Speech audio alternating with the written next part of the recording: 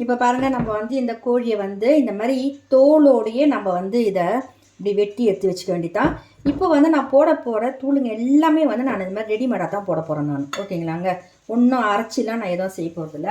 இப்போ வந்து கொத்தமல்லி கீரை கொஞ்சோண்டு போடுறேன், இஞ்சி தூள் கொஞ்சோண்டு போடுறேன், பூண்டு தூள் கொஞ்சோண்டு போடுறேன்,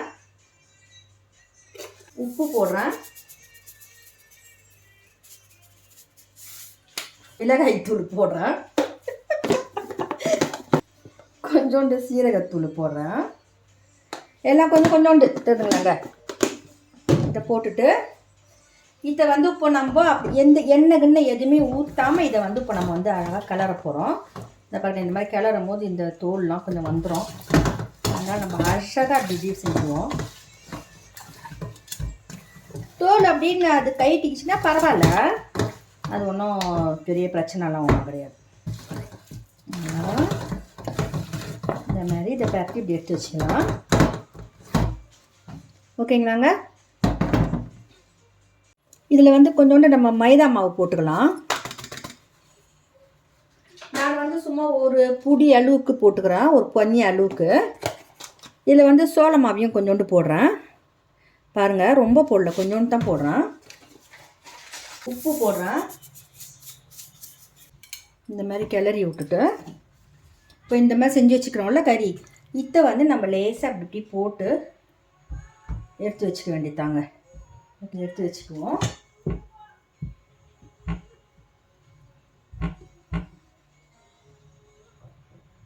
இந்த மாதிரி நம்ம எல்லாத்தையும் இப்படி எடுத்து வச்சுக்கலாம்.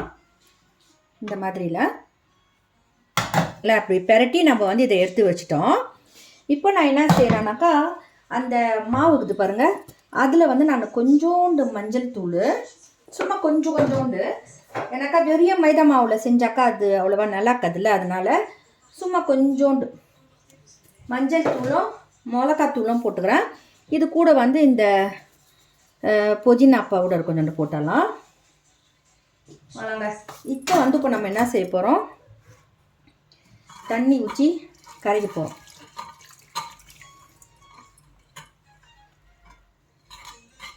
இப்போ இதை வந்து நம்ம நல்லா கலக்கிடணும், இந்த கட்டியாக இல்லாத அளவுக்கு. இதை நம்ம அழகாக இப்படி செஞ்சுட்டு இப்போ நம்ம என்ன செய்ய போகிறோம்னு உங்களுக்கே தெரியும். கோழியை வந்து இதில் வந்து இப்படி தூட்டி எடுத்து பொரிக்க போகிறோம். இப்போ பாருங்கள், நம்ம இந்த கோழியை வந்து இந்த எல்லாச்சும் நம்ம இதில் பெரட்டிட்டு அப்படியே எடுத்து எப்படி போட வேண்டியதான். சின்ன அணையில் வச்சு பொரிங்க, ரொம்ப அதிகமாக வச்சிங்கனாக்கா கறி வேகாது. ஆனால் வந்து ஜாக்கிரதையாக இருங்க, இது அந்த தோல் இருக்குதுல்ல, அது என்ன செய்யும், நம்மளுக்கு படாரம் வெடிக்கும். அதனால் கொஞ்சம் ஜாக்கிரதையாக பார்த்து செய்யுங்க.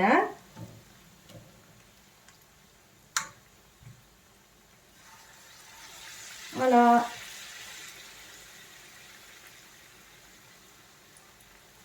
அதாங்க, இதை பொரிச்சிட்டு நம்ம பார்க்கலாமா அப்புறமெல்லாம்.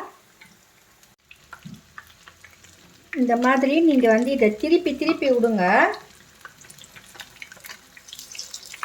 அப்போ தான் கறி வந்து நல்லா வேகும்.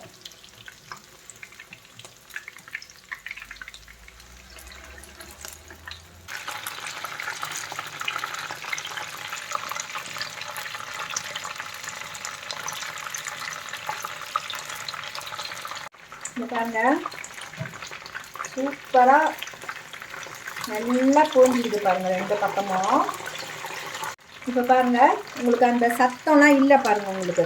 ஓகே, அப்படின்னா நம்மளுக்கு தெரிஞ்சிடும் நல்லா வெந்துச்சுன்ட்டு கறிங்க. சரி, இப்போ இதில் எடுத்துடலாம் நம்ம. எப்படிங்க இருக்குது கறி பார்க்குறதுக்கு? சூப்பரால வாழா பாருங்க, எப்படி மொரன்னு இருக்குது பார்த்தீங்களா? சூப்பராக நல்லா பொரிஞ்சு வந்துக்குது. இதை வந்து நீங்கள் நல்லா அது ஒரு 10-15 நிமிஷம் நீங்கள் வந்து திருப்பி நீங்கள் அதை வந்து பொரிக்கணும். அப்போ தான் வந்து உங்களுக்கு நல்லா உள்ளக்க வெந்து நல்லா அழகாக சூப்பராக கொடுக்கும் கறி. வெளியே வந்து ஒரே மழை, செம்ம மழையாகுதுங்க. வாலா. நான் வந்து சரி இன்னைக்கு என்னால் எதுவுமே செய்ய முடியல. சரி காலையில் வந்து நான் தோசையும் சட்டினியும் செஞ்சேன் நான். சரி இப்போ திடீர்னு வந்து இந்த மாதிரி செய்யணும்னு ஒரு ஆசையாக இருந்தது இந்த கறியை. அதனால தான் நான் இன்னைக்கு இந்த கறியை செஞ்சுக்கிறேன். நீங்களும் வந்து வீட்டில் செஞ்சு சாப்பிட்டு பார்க்குறீங்களா? இருங்க, உங்களுக்கு ஒரு சந்தேகம் இருக்கும்ல, எப்படிடா இந்த கறி வந்து உள்ளுக்கு வெந்திருக்கும்னு. அதையும் பார்த்துடலாமா?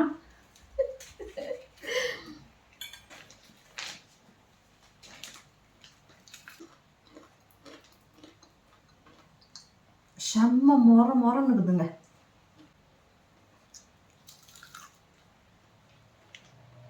பார்த்தீங்களா? நல்லா வெந்துக்குது பாருங்க உள்ளக்க உங்களுக்கு.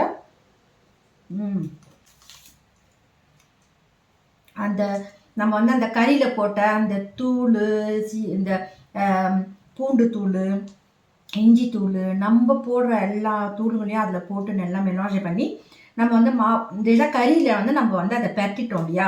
அதுக்கப்புறம் வந்து நம்ம மாவில் போட்டோம் பாருங்க, அது ரெண்டுமே சேர்ந்து வந்து கொடுக்குது. செம்ம சூப்பராக இருக்குதுங்க.